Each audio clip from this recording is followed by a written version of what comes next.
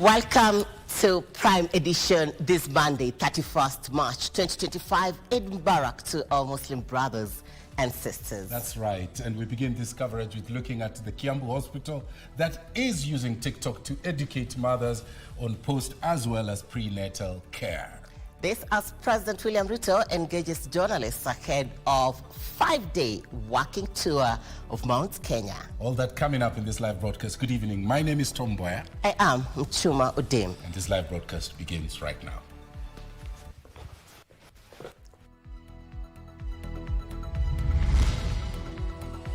Tragedy unfolds. 7 members of a family perish in a grisly road accident along the Naivasha Mai Road.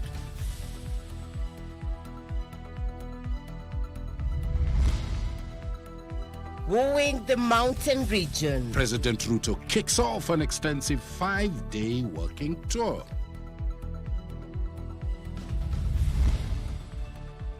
Funding devolution. Treasury proposes an increment in equitable share to 405 billion shillings this financial year.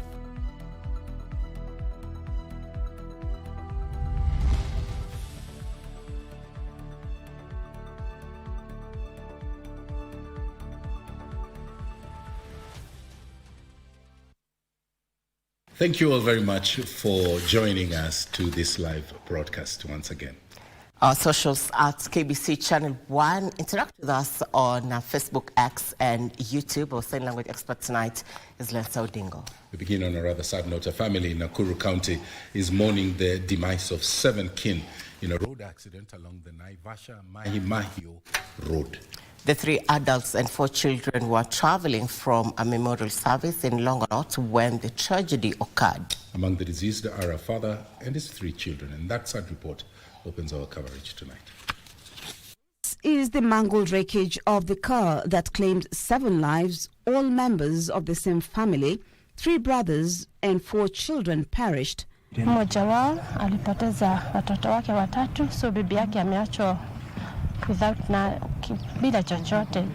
Bwana yake aliaga na watoto watatu. The rest wameacha familia zao. The family had attended a memorial service in Longonot earlier in the day for a relative who had passed away the previous week and was returning to Naivasha at the time of the accident. Wakati walikuwa naenda maombolezi walienda wakiwa 8. Mmoja wao hakurudi nao, so walirudi wakiwa watu 7. Naivasha OCPD Anthony Ketar said preliminary investigations indicate the driver of the Land Cruiser they were traveling in was attempting to overtake another vehicle moments before crashing into this lorry. The family has been thrown into confusion as they ask for financial assistance to bury their kin. Tunahitaji usaidizi. Our mom is sick. Alikuwa amefanyiwa operation. She's now 3 weeks from that time. So we need well wishers to help us.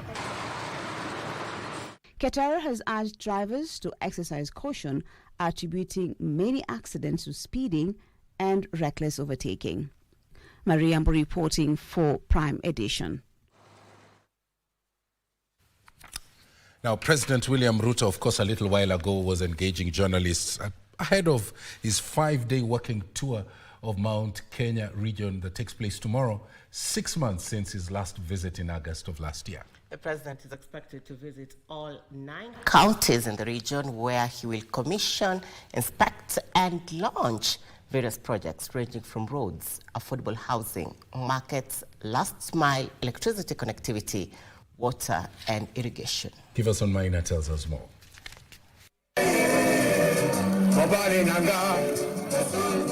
President William Ruto returns to the Mount Kenya region for the first time since the removal of Rigathi Gachagua as deputy president in October 2024. The 5-day tour comes in the wake of the formation of the broad-based government with Raila Odinga-led Orange Democratic Movement Party and 3 cabinet reshuffles, with the latest being on Wednesday last week. President Ruto's program begins on Tuesday, April 1st, 2025 in Laikipia County, where he will, among others, inspect the ongoing construction of the county aggregation and industrial park in Laikipia West constituency. The next stop will be Nyeri County, where the head of state will issue title deeds in Kieni constituency. and launch last-mile electricity connectivity. In Murang'a County, President Ruto is expected to, among others, inspect ongoing water, sanitation and sewerage programs in Maragua constituency. In his Nyandarua County tour, he will visit the incomplete JM Memorial Hospital in Olkalau. Mambo ya masoko yale yanaendelea kujengwa na haswa ambaye tunaanzisha katika municipality ya engineer. Hiyo pia tunatarajia rais akija aweze pia kupeana nafasi hiyo kwa watu wenye Nyandarua kupata hiyo soko na mambo mengi. Dr. William Ruto tukuje tuangalie progress, tuangalie pahali hospitali imefika, to compile report na tumpelekee. Then inspect the section of the Mau Mau Road under construction in Lari constituency as part of his engagements in Kiambu County.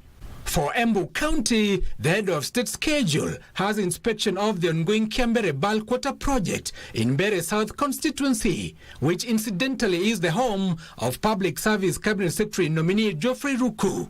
By the end of the tour, on Saturday, April 5th, 2025, the president will also have a visit in Meru County, which recently swore in a new governor. Tharaka Nithi County, where the deputy president hails from, and Kirinyaga County. In all the counties, President Ruto will assess progress in the construction of affordable housing, markets and last-mile connectivity. His trip to appease the restless Mount Kenya region comes a month before former Deputy President Rigathi Gachagua launches a political party that he claims will be a political vehicle for the region ahead of the 2027 general elections. Giverson Minor, Prime Edition.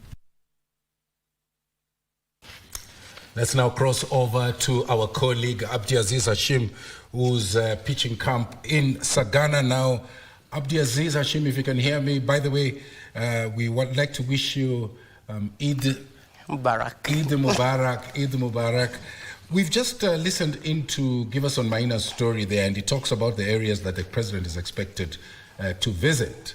What more should the residents of Mount Kenya expect from this visit? Well, Eid Mubarak to you too as well, Jeff. There in the studio, that is Irene as well as Uncle Tom. We normally call him Uncle Tom. Thank you so much. And of course, we have been speaking a lot about it, that the president has also touched upon an array of issues. What Giverson has just done is the itinerary of the president until Saturday. But what the president has also confirmed to us is, in this particular interview, is how his relationship with the former deputy president reached to where it reached. He clearly even stated that the reason why he hasn't been to the Mount Kenya region in the last 6 months is due to the recent Gen Z uprising in last year. And of course, they had to refocus the government energy in ensuring that they come up with a finance bill that is not that suppressing to the members of the public, but to ensure it adheres to them. Also stating that you will have to see until tomorrow. He clearly stated that his critics are alleging that the reason why he has not been coming to the Mount Kenya region is due to hostility, but that is not the case. He clearly stated we will see it tomorrow, given that it's starting in Laikipia. Also, the president has divulged in a meeting that lasted for over hours in the run-up to the 2022 general election. You know, we camped outside the current residency of the deputy president. That is our colleague John Jacob Kirio, who was there. The meeting concluded at 4 a.m. The president has even revealed to us for the first time the leaders who had converged at the DP Karen's residence, is that 27 leaders were in support of the current deputy president, Professor Kithure Kindiki, when the president was told to come up with a running mate, including to IEBC's regulations. Also, the former deputy president, that is Rigathi Gachagua, got 26 votes alone. So he clearly stated that the other issues that led up to the impeachment of the former deputy president, that is Rigathi Gachagua, is the numerous cases that were brought before him. He not only resolved some of the issues that were facing the current residency, but also in various other key departments. But that particular interview will shape up, of course, what the president will be doing. And tomorrow, starting tomorrow, will be in Laikipia County. Back to you, Tom. Many thanks indeed. There, Abdiaziz Hashim speaking to us from Sagana. Of course, that is a story that we will be tracking for you blow by blow. For the next 5 days as the president tours the region. Now to Treasury.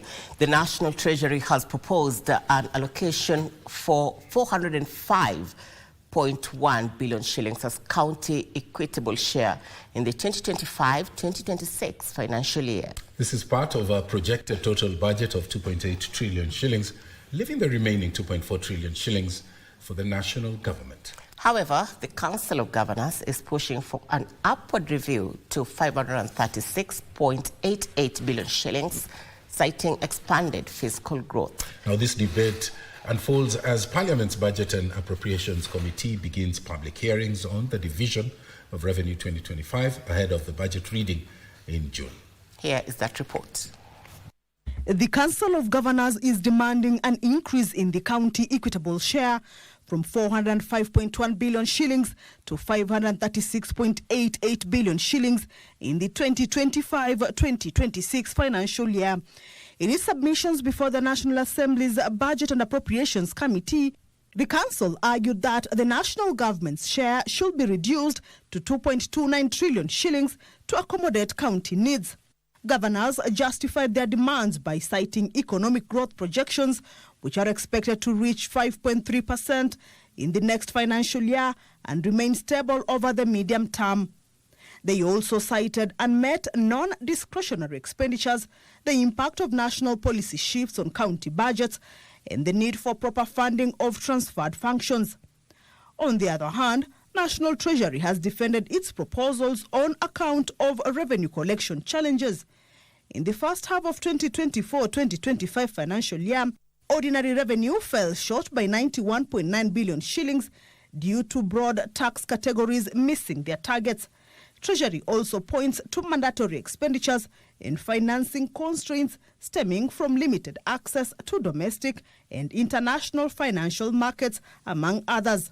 Meanwhile, the Commission on Revenue Allocation has proposed a slightly higher county equitable share of 417.4 billion shillings. Kamchemenza for Prime Edition. Meanwhile, 6 governments are on the spot for failing to appear before the Senate Public Accounts Committee to respond to queries raised in the 2023-2024 Auditor General's report. The county executives of Isiolo, Kiambu, Baringo, Marsabit, Nyamira and Kajiado did not honor invitations of the Watchdog Committee amid allegations of misappropriation of funds, as highlighted by the Auditor General. Kevin Washira reports. The Senate's County Public Accounts Committee considered the Auditor General's reports for the financial year 2023-2024 for the 47 counties, observing recurring audit queries including lack of updated asset register, delay and non-submission of documents to the Auditor General, as well as payments of salaries outside payroll database. Within the period of consideration of the reports, the Senate's Watchdog Committee invited all the 47 county executives and county assemblies to respond to the queries. County bosses from Isiolo, Kiambu, Baringo, Marsabit, Nyamira and Kajiado counties did not show up, hence putting themselves on the spot. As a result, the committee adopted the Auditor General's reports of the 6 counties in the entirety and now wants Governors Abdi Guyo, Kimani Wamatangi, Benjamin Cheboy, Mohamud Ali, Amos Nyaribo and Joseph Olelenku summoned by the Senate. The committee also resolved to initiate a special inquiry into the governance arrangements within Nyamira County. This inquiry comes in the light of the ongoing challenges within the County Assembly of Nyamira. Gishuke Washira, Prime Edition. On to a story we highlighted for you at the beginning of this broadcast. A hospital in Thika, Kiambu County, has decided to use TikTok to educate expectant mothers on the importance of pre- and postnatal care to curb maternal mortality. Mary Help the Sick Hospital hopes that this platform will help to create more awareness about reproductive health and newborn care. Take a look. At Mary Help the Sick Hospital in Thika, Kiambu County, the maternity wing is lively. Health workers are enlightening new mothers on maternal health and newborn care. However, after giving birth, some women do not bother to seek postnatal care. But this health facility has changed the narrative by extending this knowledge to women via social media. As long as you have a TikTok account, you will come across Nurse Shiko. Risks zenye zinafanya nini mtoto akufie kwa tumbo. Some of the risks ni kama kutumia hard drugs, kusmoke, kuteka alcohol. Unajua mtoto anakuwa malnourished juu hana nutrients zenye anahitaji za kumfanya grow. The hospital's chief executive director, Sister Banya Seili, says the move has made it easier for women to access some services virtually and reduce congestion at the facility. During the pregnancy, what kind of exercise they have to do and what are the steps that they have to follow and danger signs that during the pregnancy. Also, after giving birth, during that 2-3 weeks, what are the exercise mothers supposed to follow. Also, for the baby, how to take care of. Mekuja kuona pia ni njia mzuri ya kuweza kufikia watu wengi sana kwa mafunzo basic yenye watu hawajui kama kufunza mama kushika mtoto. Unajua pia kushika mtoto ni skill. Kunyonyesha pia ni skill. Jenjeri and Masi Muteri said they have benefited from the TikTok engagements. Tunaelimisha mambo ya immunization. Watu wengi sana hawajui umuhimu wa immunization.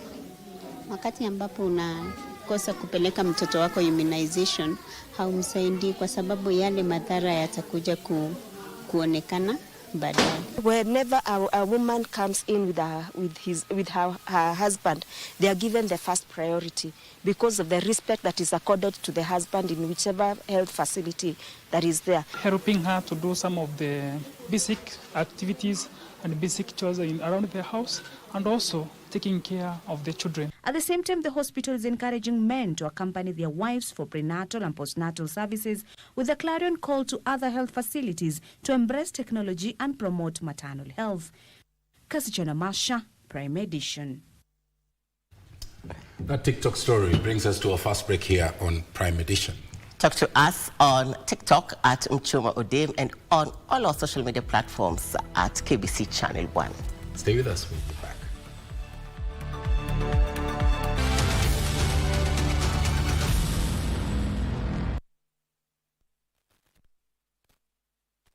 Inuka na loto moto sasa kwa star 570 hash option ya 4 kuna kashamba juja na nika 50 by 100 worth 1.7 million Kenyan shillings. Na hii si shamba tu, iko kwa prime location, few minutes from Juja Town. Stima yako iko ndani, na kama ni development rapid and so promising. Na mambo ya landlord, mwisho wa mwanzo ni hapa. Ukishinda hili shamba tunakuongeza 1 million Kenyan shillings ujijengee nyumba yako kwa shamba yako. Kuinuka na loto moto ni kucheza sasa hivi kupitia star 570 hash option ya 4 au register deposit na ucheze sasa hivi kwa www.tushinde.com na ujishindie shamba hili na addition of 1 million Kenyan shillings. Inuka na loto moto.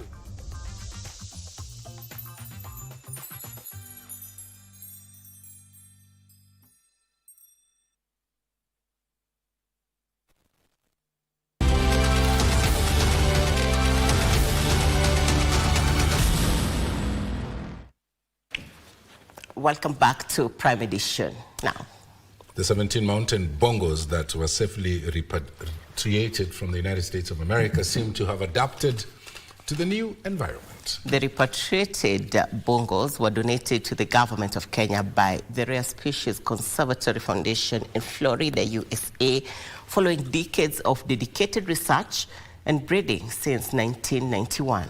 Meru Bongo and Rhino Conservation Trust Chairman John Kinoti said that the move aims to reintroduce and repopulate the species within the northern slopes of the Mount Kenya forest.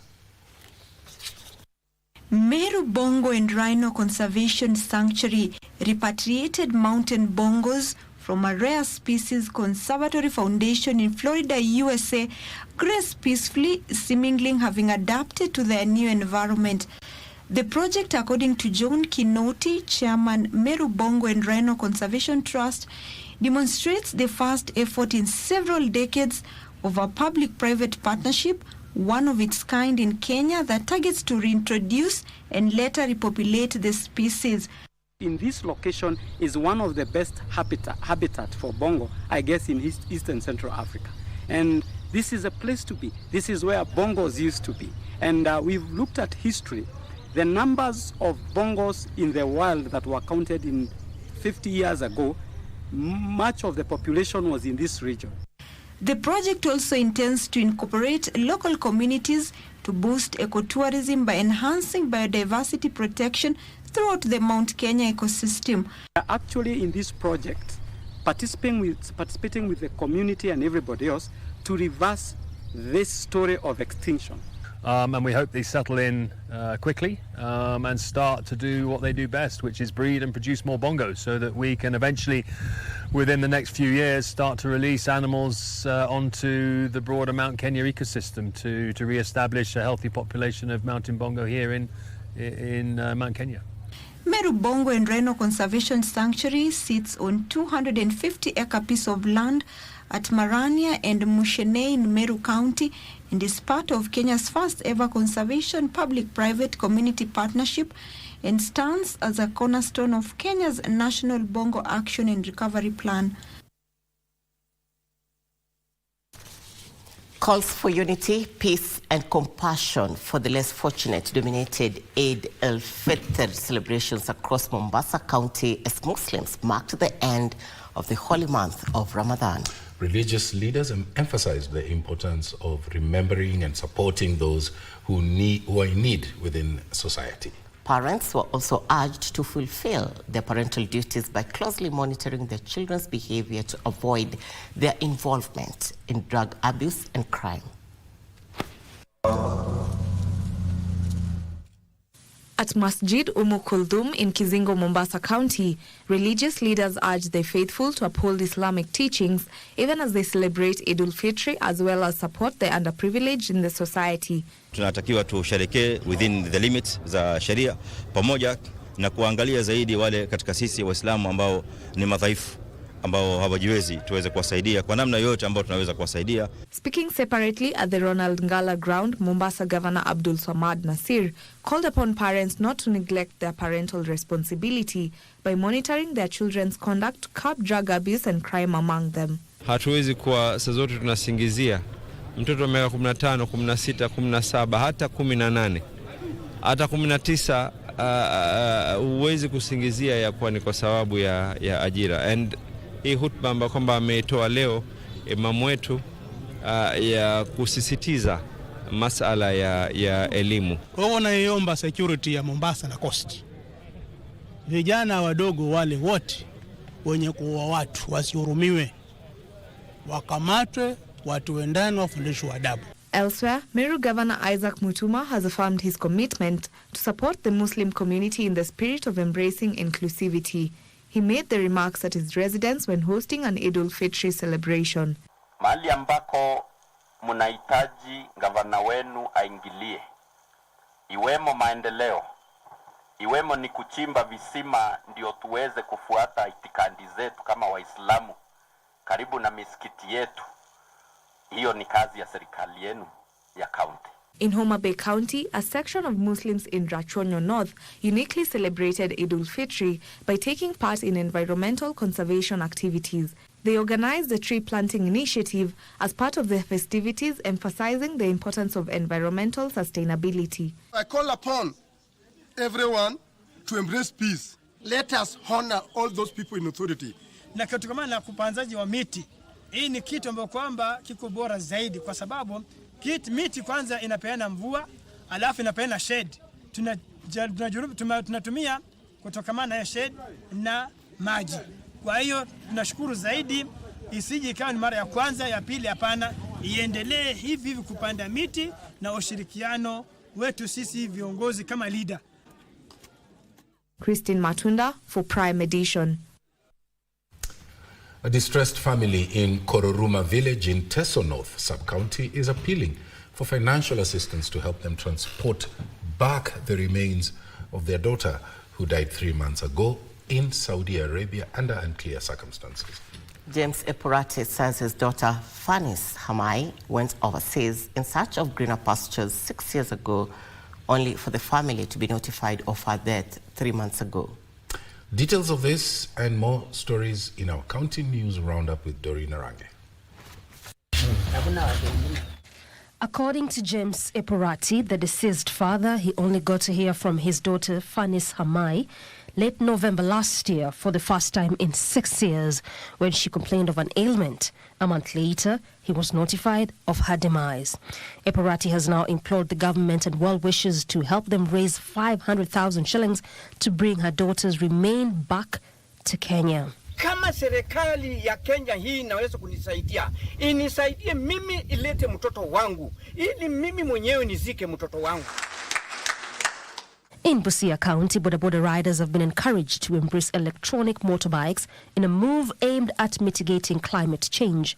Ruben Omari, an electric engineer, says a fully charged battery enables the rider to travel up to 100 kilometers. Our bike does not emit any fumes, any smoke, so it's environmentally friendly. Elsewhere, artisanal and small-scale miners in Migori County have been urged to use protective gear to reduce the risk of contracting tuberculosis. During a health stakeholders workshop held in Migori Town, Migori County Chief Officer of Health Mbale Shanzu emphasized the need for improved working condition for miners. This is the only source of their livelihood, so they are looking for money. And because maybe they are lacking the equipment to use when they are doing the mining itself, then they tend to not to use any protective PPE. Even the environment itself may not be very conducive for them. In Kakamega County, a somber mood engulfed Ikoli village in Malava constituency following the murder of a 73-year-old man over an alleged land ownership dispute. The deceased daughter, Rose Iteti, says a gang of unknown assailants stormed their homestead at midnight and killed the old man. Kama watu wa Ikoli wanaweza chukua kitendo kama hii waue babangu, nimehuzunika sana. Mtu akikosa unampeleka sharia. Na baba alikuwa amekosea nini? Doreen Arange for Prime Edition. Across the borders, the death toll following Friday's 7.7 magnitude earthquake in Myanmar has reportedly reached over 2,000 people, with hospitals being overwhelmed by victims of the powerful earthquake. International Rescue Committee on the ground are reporting staggering humanitarian needs, including urgent medical care, cleaning drinking water, tents, food, and other basic needs. The first 72 hours after a quake are widely regarded as the golden window to reach victims buried alive and rubble. After that period, the chances of survival without a water source diminishes rapidly. The earthquake also caused tremors to be felt in Thailand and Bangladesh.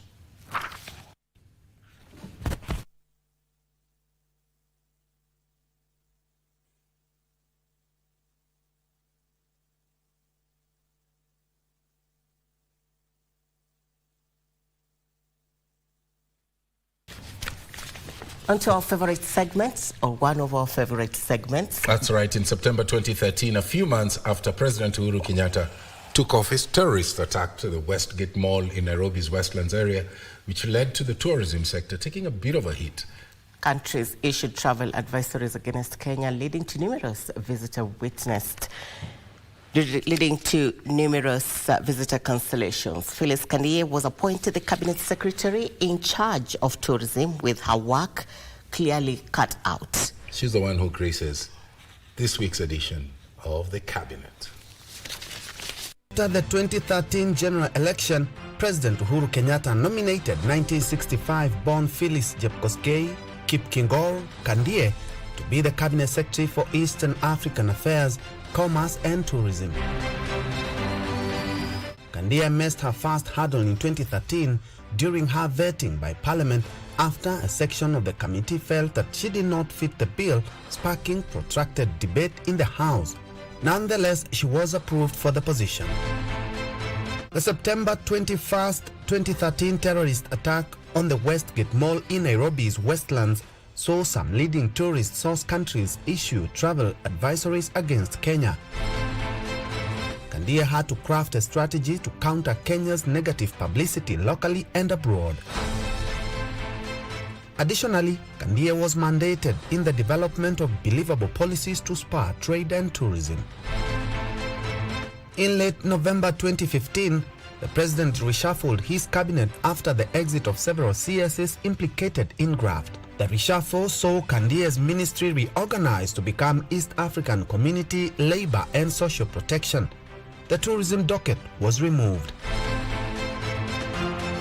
Under her leadership, the government initiated key policies in social protection, including the cash transfer program Inua Jamii by the Department of Labor, health insurance under the National Health Insurance Fund NHIF, and the Social Security Program by the National Social Security Fund NSSF. After the 2017 elections, President Kenyatta dropped Kandia from cabinet. However, in January 2018, Phyllis Kandia was sent to Brussels as Kenya's High Commissioner to Belgium, Luxembourg, and the European Union. For the cabinet, I'm Ben Troyenjue.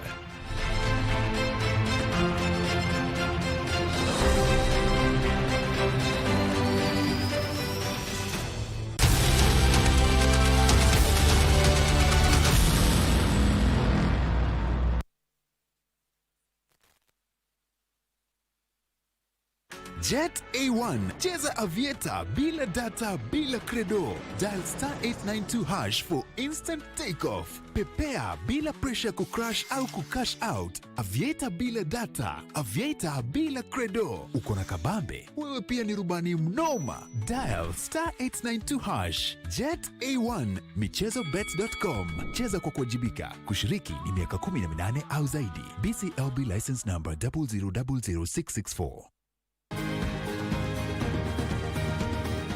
Wellness is important in our daily lives so that instead of just surviving, we should be thriving. Ways to prevent a stroke or heart attack is for you to know what conditions you have by regular checkup. People don't know they have hypertension. They don't know they have diabetes. I was pre-diabetic. I was afraid of getting lifestyle diseases because I come from a family that has lifestyle diseases. How do you know if your cough is due to a serious condition? We'll have some answers. Stay well and strive to make every day a healthy day.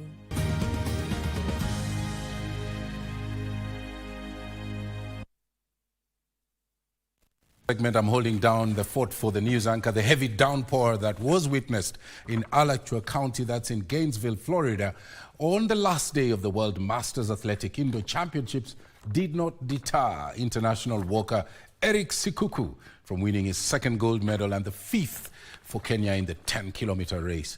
Their team is expected back in the country on the 2nd of April.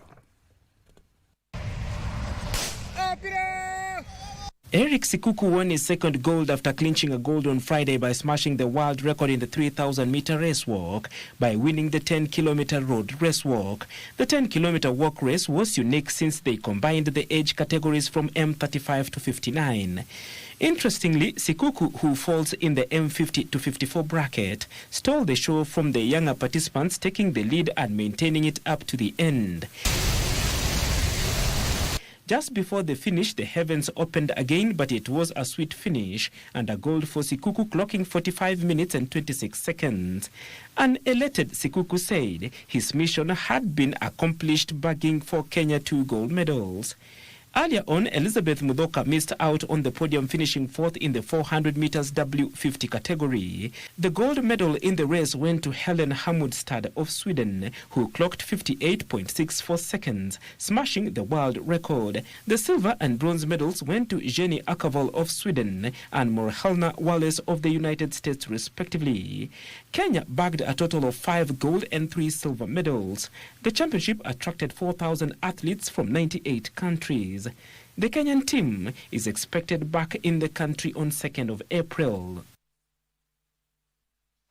Kenya Railways elite amateur John Lejirma shot a round of 3 under par 68 to hold a one-stroke lead after round 1 action of the Sunshine Development Tour East Africa Swing Qualifying School Tournament at the par 71 Rift Valley Golf Resort in Naivasha.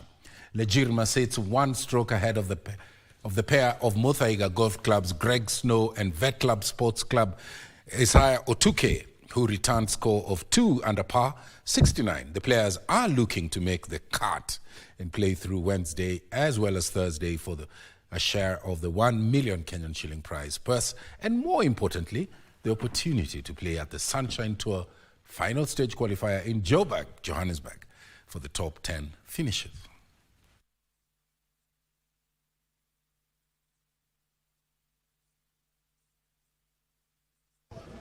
Seeing the major events like these, I'll say for me it's a dream come true. Because you see now, if I get a chance to qualify or rather win, it's gonna open up potential sponsorship across the country. And once again, I'll say this is a great opportunity for us to showcase our talent. Firstly, I'd like to thank obviously Sunshine Tour and IMG for giving us this opportunity to have this tournament. But yeah, in general, I mean, it gives us great exposure as Kenyans or East Africans. Playing with obviously best players in Africa, hopefully the top 10 will go next week. But yeah, it's a good initiative. We like tournaments, so that's why everyone really wants to get that chance to play. It's a good initiative, and going forward, I think the number will grow to double the volume of people that have played.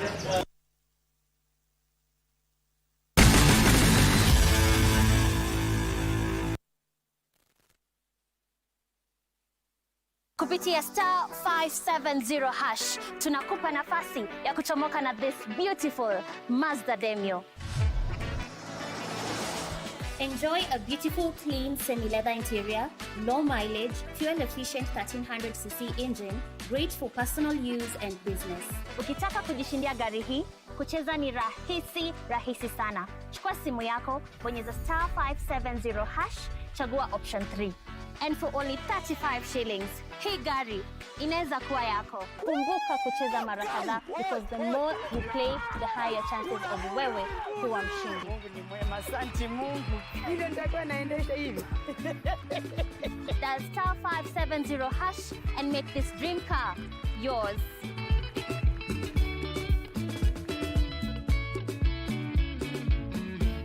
Cheza Loto Moto.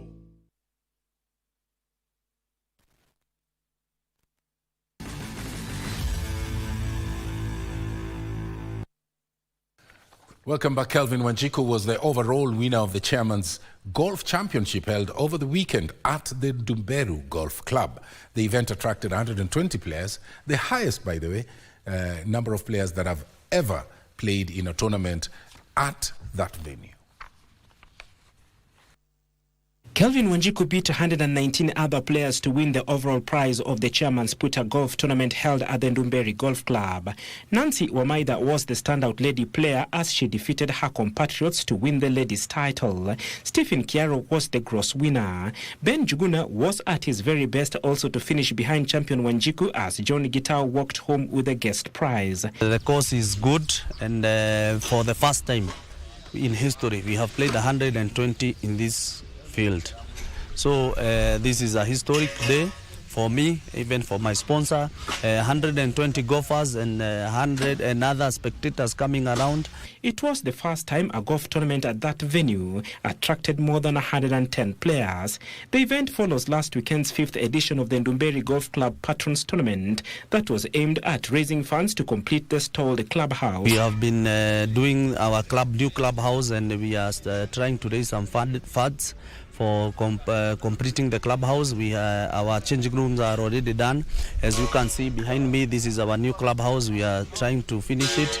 Peter Mwai emerged the winner of the Patron Tournament with 45 points, beating Stanford Kanyoni and Timothy Kimari, who was second and third respectively. The future is bright. I think even us, as we play good golf, if we don't have the future, our golf will just end like that. But I have taken that responsibility to have a foundation which is running, and actually I have almost 500 kids, which I always support with whatever I get, with my able sponsor, to make them play golf. Golf is said is for elite, but it's not for elite. We give them free trainings without charging anything, lunch and everything, all the logistics catered for. Oli Njeri was the lady champion. Other winners were Stephen Kiaro, Peter Njino and Michael Karanga. Kenya will head into the Singapore leg of the HSBC 7 World Series this weekend, still in the position 9 after finishing 10th in the Hong Kong leg over the weekend. Shujaa collected just 3 points in Hong Kong to accumulate just 18 points from the first 5 legs of the series this season. Kenya's Shujaa, the national rugby sevens team, lost to South Africa 19-17 in the 9th place playoff to again collect just 3 points in Hong Kong, that being the third time they have collected 3 points this season. Running kick down and now going straight through the middle, and that is the class of this side. This time through Shilton van Veek, who made a crucial. They collected 3 points in the first leg in Dubai and again another 3 points in Perth. Their worst performance of the season so far came in Vancouver, where they only managed to collect a single point. A beautiful step from Amaitsa. Shujaa's best performance was in Cape Town, South Africa, where they finished 7th after thrashing Great Britain 32-17 in the 7th place final. Amaitsa, can he get there? Yes! Incredible individual brilliance again. Shujaa began Hong Kong well with a 19-0 thrashing of Spain, but lost their second pool match 12-7 to Great Britain. They went on to lose again 14-7 to France, dropping to the 9th place semi-final, where they beat USA 17-10 to book a date with South Africa in the final. That final didn't go so well for the Kenyan boys, who narrowly lost 19-17. Shujaa are now 9th on the table above Uruguay, Ireland and USA, and have 2 legs remaining to make a top 8 finish. That was their target at the start of the season. They are 20 points behind 8th placed Great Britain, going into the final 2 legs in Singapore this weekend and then Los Angeles on the 3rd and 4th of May. But here's Patrick Odongo Okongo. You got to watch him because he is absolute wheels. Oh, good night. He's gone. Argentina are closing in on the series title as they lead the way with 88 points, 12 points above second-placed Fiji and 14 points above Spain, who have dropped to 3rd on the table. South Africa, France, Australia and New Zealand are 4th to 7th respectively.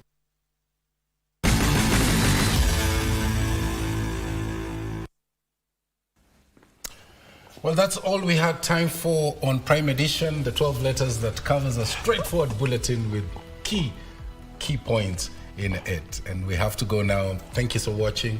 My name is Tom Boya.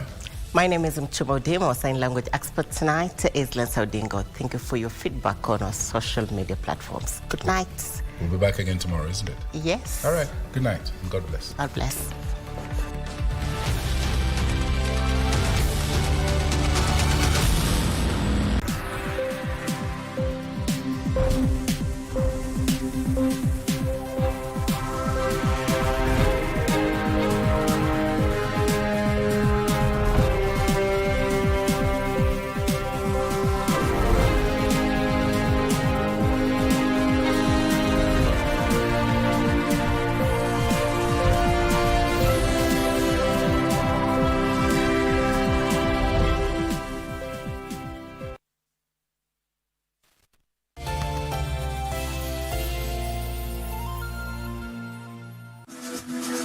Got the fear of missing out? Want to keep up with all the latest entertainment news and latest celebrity gossip? From the latest rumors to popping events to the newest fashion trends, here is where you get all the tea or juice when it comes to entertainment, and you get it served on time. All that and so much more on Grapevine every single Monday from 10 p.m. and a rerun every Tuesday from 2 p.m. only on KBC Channel 1. Remember, if you did not see it on Grapevine, then it most probably never happened.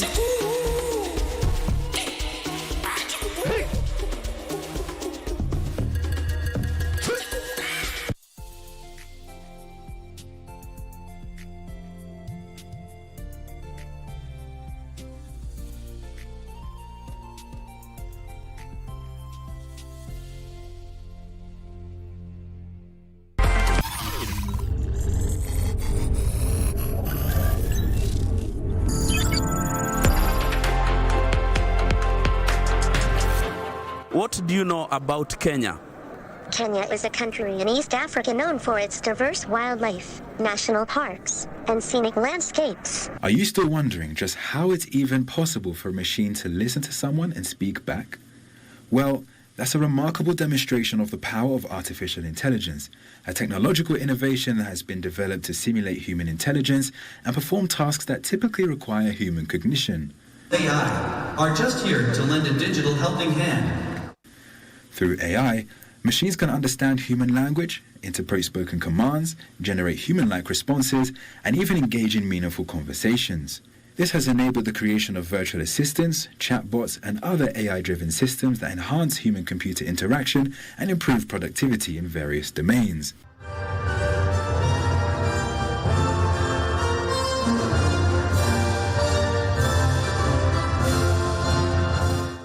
The Global Media Congress held in Abu Dhabi in November 2023 addressed topics related to the innovations in media and digital landscapes, with a specific focus on the application of artificial intelligence in journalism and the challenges associated with its adoption. Welcome to the Global Media Congress in the wonderful Emirate of Abu Dhabi. We have some special guests joining us today to the fascinating world of AI in media. Generative AI has literally happened in explosion in 12 months.